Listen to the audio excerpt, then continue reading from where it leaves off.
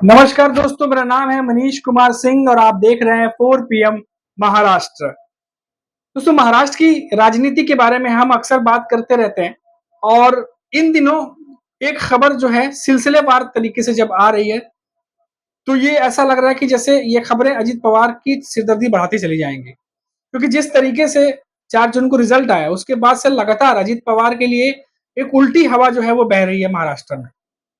पहले तो विपक्ष के जो नेता हैं, वो कई सारे ऐसी बातें कह रहे थे कि वो कमज़ोर कड़ी हैं और उन पर कई सारे आरोप भी लगा रहे थे। उसके बाद जब रिज़ल्ट आया, रिज़ल्ट आने के बाद जो उनके सहयोगी दल हैं, इंडिया अलायंस के ही, उन्हीं के कई नेता ने ये कहना शुरू कर दिया कि अजित पवार की परफ़ॉर्मेंस, जो उनकी एनसीपी की थी परफ़ॉर्मेंस, उतनी ख़ास नहीं रही और जो हमारा रिज़ल्ट था, उस पर कमज़ोर कड़ी वो एक तरीके से बने। फिर आरएसएस के जो मुखपत्र है, ऑर्गेनाइज़र, उसमें भी हमने देखा कि किस तरीके से अजित पवार को लेके लिखा गया। कि क्या ज़रूरत थी उनको अपने साथ लाने के लिए जब आपके पास बहुमत था, बीजेपी के पास बहुमत था, जब एकनाथ शिंदे उनके साथ में थे। तो ये तमाम बातें भी उठी हैं और अब इस तरीके से ऐसा लग रहा है कि अजित पवार के लिए लगातार जो है, वो चीज़ें मुश्किल होती चली जा रही हैं। वो अब क्यों बता रहा हूँ, क्योंकि और एक खबर आई है।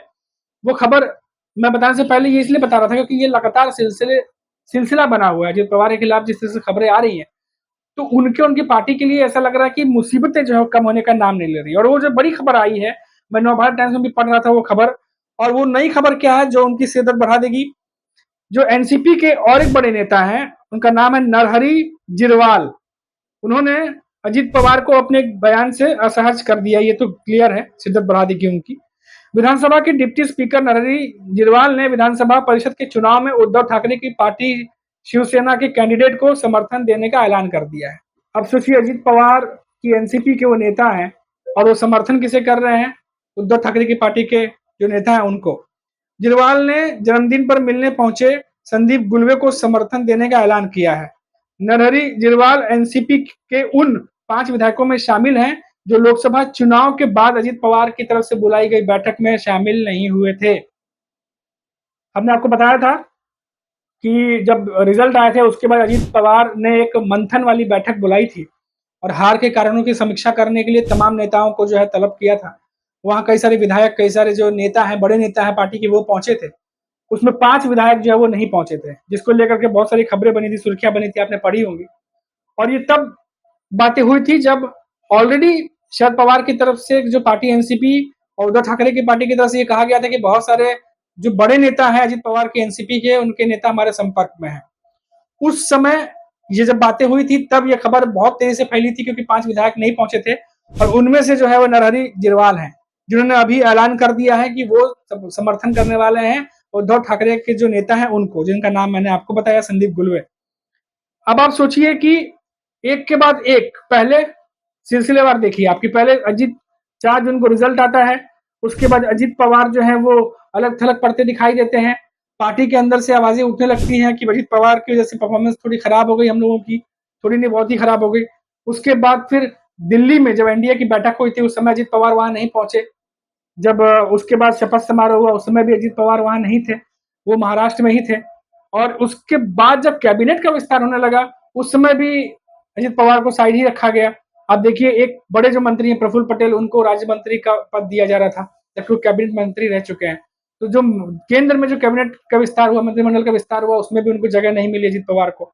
और एक तरीके से बीजेपी से कटे कटे से हैं इन दिनों। और इसके बाद छगन भुजबल, जो कि लगातार जो है वो पार्टी के बहुत बड़े नेता हैं, लगातार इंटरव्यू देते रहते हैं वो मीडिया में।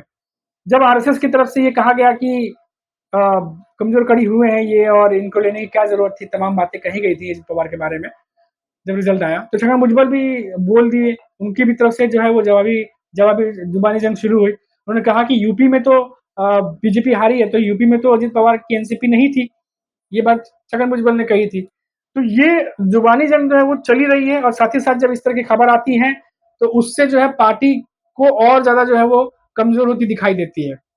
अब ऐसे में आप देखिए कि लगातार जो शरद पवार के पोते हैं, रोहित पवार, वो लगातार ये बात कहते रहते हैं कि अजित पवार के जो एनसीपी है, वहां से कई बड़े नेता जो है उनके संपर्क में है। अब एक उदाहरण हमने देखा कि किस तरीके से अभी जो है नरहरी जिरवाल हैं, उन्होंने क्या किया है अभी और उनके से ऐलान किया है। अब इसके मायने आप समझिए, क्योंकि पहले से ही अजित पवार की पार्टी में कई सारे ऐसे विधायक हैं जो खबरें थी कि वो संपर्क में हैं दूसरी पार्टियों के। अब ऐसे में अगर एक बड़े नेता ऐसा करते हैं, तो बाकी के भी दिमाग में कोई ना कोई एक मैसेज जाता है, क्योंकि जो रिजल्ट आया है उससे ये साफ हो गया है कि महाराष्ट्र में तो महायुति जो है अभी उस मजबूत स्थिति में नहीं दिखाई दे रही है, जितना कि 2-3 महीने पहले दिखाई दे रही थी, जब चुनाव की तैयारियां चल रही थी और बाकी चीजें चल रही थी। लेकिन रिजल्ट आने के बाद बयार उल्टी बहने लगी है। अब विधायक जो हैं महायुति के जो पार्टियां हैं, चाहे वो एक नाथ शिंदे की पार्टी हो, चाहे अजित पवार की पार्टी हो एनसीपी, चाहे खुद बीजेपी के भी कुछ जो विधायक हो, अब ये इनके मन में ये जरूर चल रहा होगा कि अपने भविष्य को लेकर, अपनी फ्यूचर को लेकर के, कि क्या इसी पार्टी से रह करके विधानसभा चुनाव लड़ा जाना चाहिए, क्या उनके लिए सेफ है, उनके लिए सही रहेगा। क्योंकि कई सारे ऐसे विधायक हैं जो उद्धव ठाकरे के पार्टी को छोड़ के, शरद पवार की पार्टी को छोड़ के यहाँ आए हैं, और जब यहाँ आए थे तो उसके बाद 2022 में सत्ता बनी थी, तो सत्ता में रहने के लिए ही कई नेता जो है वो चुनाव लड़ते हैं और पार्टियों के साथ रहते हैं। तो क्या ऐसे में जब फिर से बयार बदलेगी और विधानसभा चुनाव में दिखाई दे रहा है कि किस तरीके से एनडीए गठबंधन अभी भारी दिखाई दे रहा है, अगर ऐसी स्थिति आगे और मजबूत होती चली गई उनकी, तो क्या इधर के विधायक उधर जाएंगे? क्या 2022 में जो इधर उधर के दल बदल जो हमने देखी थी राजनीति, क्या फिर से वो विधानसभा चुनाव में दिखाई देगी? इसके आसार बहुत ज्यादा है। तो ये समझने की जरूरत है कि अभी की मौजूदा स्थिति जो है वो ये है कि अजित पवार की जो एनसीपी है वो उसमें बहुत खलबली मची हुई है, क्योंकि ऑलरेडी कई सारे ऐसे विधायक हैं, जो खबरें आ रही थी, जो रिपोर्ट्स आ रही थी कि वो दूसरी पार्टी के संपर्क में है। रोहित पवार फिर से उन्होंने कुछ ना कुछ वो बोलते रहते हैं। अभी जैसे उन्होंने पहले ही कहा था, अभी कुछ दिनों पहले, कि बहुत सारे जो बड़े नेता हैं वो हमारे संपर्क में है। अब इसमें जो सबसे गौर करने वाली बात यह है कि भले ही अजित पवार पे चौतरफा हमले हो रहे हो उनकी पार्टी को लेकर, उनकी पार्टी के परफॉर्मेंस के लेकर के, लेकिन जो रोहित पवार हैं, जो शरद पवार के पोते हैं, वो भी जो है बचाव करते दिखाई दे रहे हैं कहीं ना कहीं। जो अजित पवार है, एक सोशल मीडिया पर उन्होंने एक पोस्ट डाला हुआ है, और उस पोस्ट में उन्होंने क्या कुछ कहा है वो मैं आपको पढ़ के बताता हूँ। रोहित पवार, जो कि शरद पवार के पोते हैं, उन्होंने पोस्ट लिखा है अजित पवार को सपोर्ट करते हुए। देखिए क्या लिखते हैं वो। शरद पवार के पोते रोहित पवार ने एक्स पर लिखा है कि बीजेपी की हार के लिए अजीत पवार जो है वो जिम्मेदार नहीं है, उन्हें बलि का बकरा बनाया जा रहा है। बीजेपी राज्य में त्रिकोणीय लड़ाई बनाने की कोशिश कर रही है, क्योंकि बीजेपी को लगता है कि त्रिकोणीय लड़ाई में उसे फायदा हो सकता है। अब ये रोहित पवार है वो त्रिकोणीय लड़ाई की बात कर रहा है कि जो हार हुई है उसमें बार बार अजित पवार का नाम लेकर के उन्हें आगे ढकेला जा रहा है और खुद को पीछे रखा जा रहा है, और उन्हें जो है बलि का बकरा बनाया जा रहा है। लेकिन हकीकत में देखा जाए तो त्रिकोणीय लड़ाई जो है वो लड़ने की कोशिश है। तो क्या विधानसभा चुनाव में बीजेपी को ऐसा लगने लगा है कि अगर अकेले मैदान में उतरा जाए तो ज्यादा फायदा होगा, जबकि गठबंधन के साथ जो है वो जाए तो नुकसान हो सकता है? क्योंकि मैंने आपको बताया था कि पहले ही जिस तरीके से एनसीपी ने बोला है कि 80 से 90 सीटें चाहिए, एक नाथ शिंदे की पार्टी की तरफ से भी 100 सीटें मांगी जा रही हैं, तो ऐसे में क्या बीजेपी विधानसभा चुनाव अकेले लड़ने उतर सकती है? क्योंकि उसके बाद फिर सीट ही नहीं बचेगी, जिस तरीके से उनके सहयोगी दल सीट मांग रहे हैं।